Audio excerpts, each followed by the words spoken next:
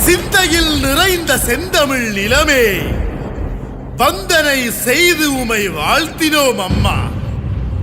அன்பும் அருளும் அறமும் நிறைந்து இன்புற இலங்கும் இனியவளே நீ வாழ்க. இன்புற இலங்கும் இனியவளே நீ வாழ்க.